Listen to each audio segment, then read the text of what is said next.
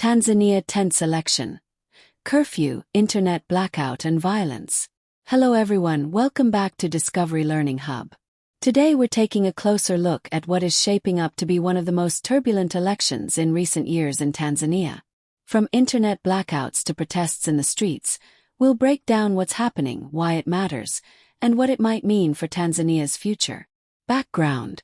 Tanzania is one of East Africa's larger nations with a growing economy and evolving political scene. The current president, Samia Suluhu Hassan, came into office in 2021 following the death of her predecessor. But ahead of the October 2025 presidential election, major opposition figures were barred from running, a move that raised concerns among observers about the fairness and openness of the process. So what factors set the stage for this election? First, two of the main challengers were excluded.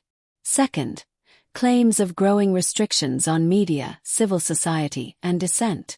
And third, an environment of heightened tension among citizens. In April, the main opposition party, Chama cha Demokrasia na Maendeleo (Chadema), was disqualified for refusing to sign an electoral code of conduct, and their leader, Tundu Lissu, was charged with treason after a rally. The election day and immediate aftermath. On October 29, 2025, voting took place amid a charged atmosphere. In the capital region of Dar es Salaam and elsewhere, anger erupted after polling stations were set alight and roads blocked. In the suburb of Mbagala, Gongo Lomboto and Kaluvya, protesters who defied a curfew faced tear gas and shots fired by police. According to Amnesty International, at least 2 people, 1 member of the public and 1 police officer, were reported killed. That's a serious escalation. Deadly force being used during protests over an election. Meanwhile, internet access was shut down across Dar es Salaam, complicating communication and organizing. One protester shouted in a video, "We have been silent for so long. What have we been doing?" Signaling the frustration that many citizens feel. Why this is significant? This election is significant for several reasons. First, when major opposition candidates are excluded, it raises questions about how competitive the process really is. The exclusion of the 2 biggest challengers left only minor opposition figures in the running.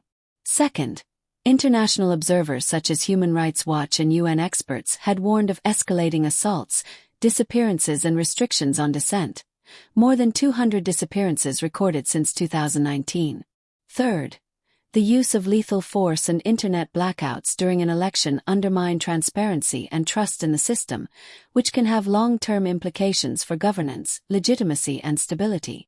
For Tanzanians, this isn't just about who wins the presidency. It's about whether the process itself is viewed as fair and credible. For the region and global observers, it's yet another example of the tension between maintaining political control and opening space for democratic competition. What happens next? With the immediate protests and unrest, there are 2 parallel tracks. 1. How the government responds. Will there be independent investigations into the killings and use of force? Amnesty has urged it. 2. How the opposition and civil society respond. Will calls for reforms gain traction? Will digital activism adapt to blackout-prone environments, for example via apps like Zello, which were reportedly used in this case? In the medium term, we'll be watching how the election results are accepted or challenged, how the internet and media environment evolve, and whether there is any pressure for electoral reforms.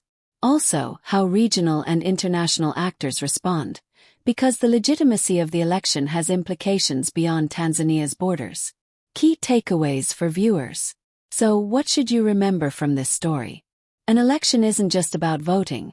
The openness of candidacy, access to information, freedom of assembly and expression matter deeply. When large-scale protests and internet shutdowns accompany an election, they point to deeper governance and legitimacy challenges. For Tanzania, the October 2025 election may reshape not only who leads, but how politics is conducted, and whether citizens feel represented and heard. For watchers around the world, it's a reminder of the tensions between control and reform in evolving democracies.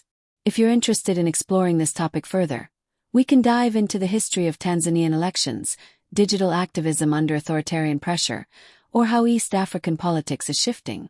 Let me know in the comments which you'd like next.